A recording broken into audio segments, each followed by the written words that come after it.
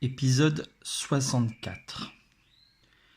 Des silhouettes sans visage, des ruelles noires, des maisons aux portes et fenêtres closes. Thésée eut du mal à reconnaître la ville de Thèbes lorsqu'il sortit ce matin-là. La cité rayonnante ne semblait plus habitée que par des ombres. Un silence pesait sur chaque rue, brisé de loin en loin par de furtifs gémissements. Tirésias avait pris soin, en sortant, de recouvrir son visage d'un foulard qui ne laissait apparaître que ses yeux. Il avait rabattu sa capuche. La femme était drapée dans ses voiles. Tous deux avaient une allure fantomatique. De qui se cachait-il ? Au détour d'une ruelle, une charrette arriva. Tirésias se plaqua contre un mur pour la laisser passer. Elle était tirée par un âne au pas lent. Une méchante couverture grisâtre recouvrait son chargement. L'homme qui tenait la bride avait le regard vide et fuyant. Lorsque la charrette passa tout près de Thésée, il vit un bras dépasser de la couverture. Il reconnut dessous la forme de corps entassés. Impossible d'interroger Tirésias, le devin avançait à grands pas. Il s'arrêta bientôt devant une petite masure et en poussa la porte sans frapper. Thésée se faufila discrètement derrière lui. Il fallut quelque temps à Thésée pour que ses yeux s'acclimatent à la soudaine obscurité du lieu. Dans le fond de la pièce, on devinait un corps couché. Une silhouette était penchée sur lui. C'était une femme qui s'était relevée vivement à l'approche du devin. Elle était très jeune et son visage était extrêmement pâle. Elle approcha une chandelle et Thésée reconnut Antigone. C'était donc elle, la petite dont avait parlé la femme. « Merci, cher Tirésias, d'avoir répondu si vite à mon appel, » dit Antigone. « Les Thébains meurent tous, les uns après les autres. Nous ne savons soigner ce terrible mal, et cette fois-ci il vient de s'abattre sur ma chère nounou. » Tirésias se pencha sur la femme qui était couchée. La respiration de la malade était sifflante et saccadée.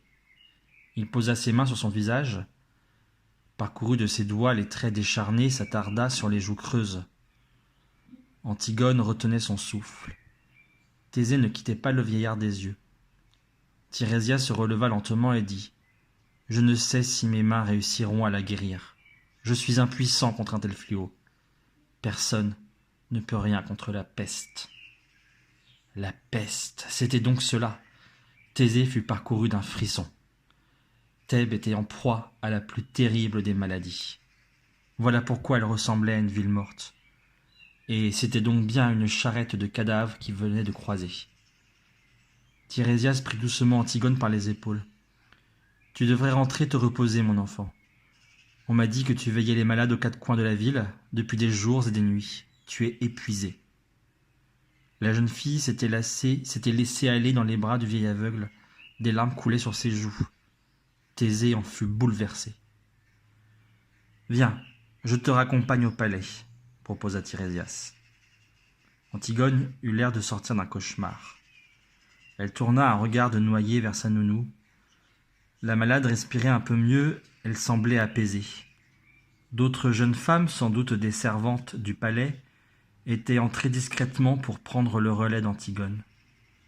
S'accrochant au bras de Tirésias, la jeune fille répondit dans un souffle. « Je veux bien.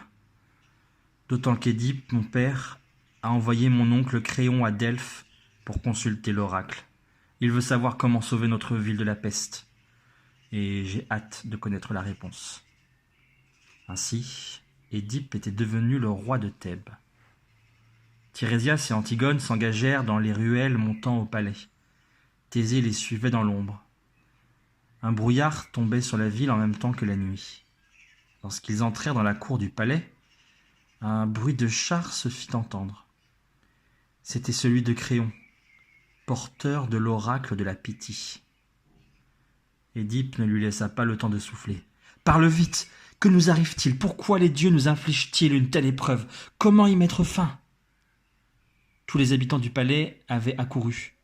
Créon aimait se sentir au centre des regards. « La Pythie a été très claire, » répondit-il. « Thèbes est punie parce que le meurtre du roi Laios est resté impuni. Un murmure de surprise parcourut l'assistance. Il y avait de cela des années, le roi Laios était parti pour Delphes afin d'interroger lui aussi la Pythie. À l'époque, il voulait savoir comment se débarrasser du Sphinx.